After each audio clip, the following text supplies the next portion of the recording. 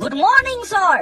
ঠিক আছে ঐ ল'ৰাকেইটা শুনি যা, তহঁতকেইটাই অতি সোনকালে ইংৰাজী ABCD অৰ্থাৎ এলফাবেট খিনি পটককে মাতি দে, কিন্তু সাৱধান, অতি কম সময়ৰ ভিতৰত তিনিওটাই মাতি এটাব লাগিব। ছাৰ তিনিওটা মাতিব লাগিব, এটা এটাকে মাতিম নে ছাৰ কেনেকে মাতিম? যেনেকে মাতিলেও মাত, কিন্তু 1 মিনিটৰ ভিতৰত 1 মিনিট শেষ নোহোৱাৰ আগতে তহঁত তিনিওটাই মাতি শেষ কৰিব লাগিব। Okay sir, start. ABCDEFGH। IJKLMNOPQ RSTUVWXYZ। হা? হয় ছাৰ, 1 মিনিট বাদ দিয়ক, আধা মিনিটো নাই লগা, তিনিওটাই মাতি দিলো। বাহ, বৰ হাতৰা দিমাগ ইউজ কৰিছে, তিনিওটাই মাতিছে। ঠিক আছে দে। Thank you sir.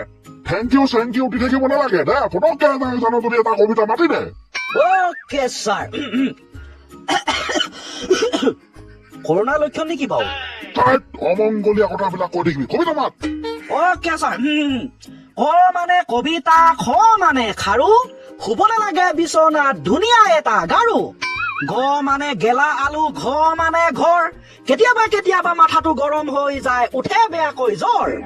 উঙ মানে কাঠৰ নাঙল, প্ৰথম চ মানে চকা, এদিন জংঘলত দেখা পালো মানুহৰ এটা জকা। দ্বিতীয় চ মানে ছাগলী, বগেজ মানে জুই, ভূমিকম্প আহিলে গম নেপালো, আছিলো বিচনাত শুই। ইয়াতকৈ আৰু কি ডাঙৰ কথা হব পাৰে? ইমানেই টোপনি নাই, ভূমিকম্প আহিও গম নাপালি তত। উপায় নাই ছাৰ, কল্পনাৰ পৃথিৱীত থাকিলে একো গমেই পোৱা নাযায়, ৰিয়েলত হোৱালে গম পালোহেঁতেন। বাৰু যি কি নহওক, তাৰ সৰু সুৰাকে প্ৰশ্নৰ উত্তৰ দিব লাগিব এতিয়া। হ'ব ছাৰ, হ'ব। দে তেনেহলে তই কৈ দে, মানুহে লেট্ৰিনত কিয় হাগে? ছাৰ, এইটো আকৌ কেনেকুৱা প্ৰশ্ন? মানুহে লেট্ৰিনত কিয় হাগে? য়েছ, লগতে এটা কথা, মই অন্য ঠাইৰ কথা কবলৈ নেযাও, মাত্ৰ আমাৰ অসমৰ কথা কৈছো, যে অসমৰ মানুহে কেতিয়াৰে পৰা কেনেকৈ বা কি কাৰণত কি উদ্দেশ্যত লেট্ৰিনত হাগিব ধৰিলে, সেই কথাটো ক। মনে সজা কাহিনী না ছাৰ? য়েছ, সেইটো হলে হব, কৈ দে পটককে এটা মনে সজা কাহিনী। টেনচনে নলব ছাৰ, মনে সজা কাহিনী কবলে মোৰ নিচিনা প্ৰাণীবিলাক স্মাৰ্ট। ষ্টাৰ্ট কৰি দে। হয় ছাৰ, অতীত কালৰ কথা, অসমত যেতিয়া ৰজাৰ শাসন চলিছিল তেতিয়া দিনৰে কথা।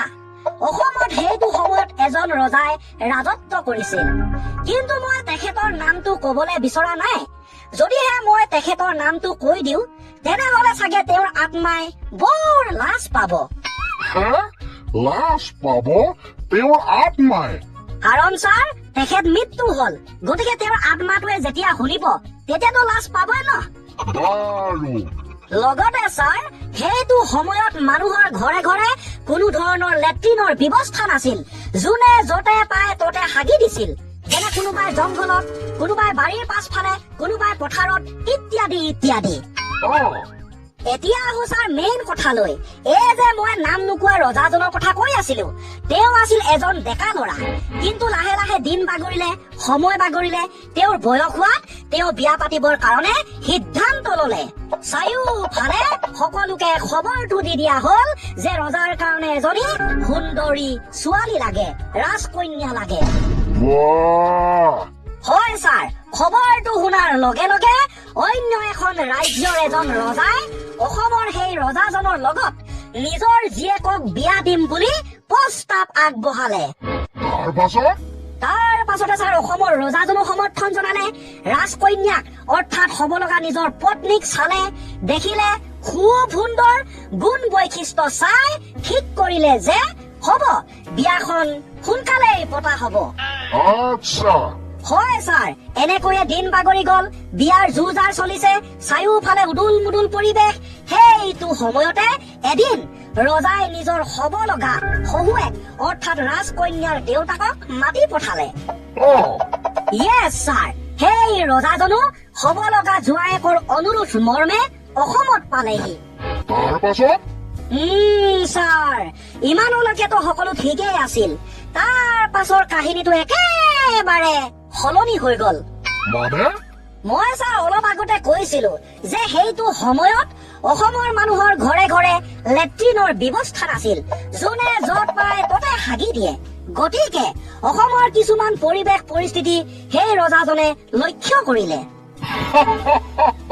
তাৰ পাছত হয় ছাৰ, সেই ৰজাজনে হব লগা জোঁৱায়েকৰ ৰাজপ্ৰসাদ তথা অন্যান্য ওচৰ চুবুৰীয়া গাঁও তথা হাবিয়ে জংঘলে পথাৰ সেইবিলাকলে গল। চৰাই চিৰিকটি বন লতা অসমৰ আকাশ সেই কথাবোৰ লক্ষ্য কৰিবৰ কাৰণে।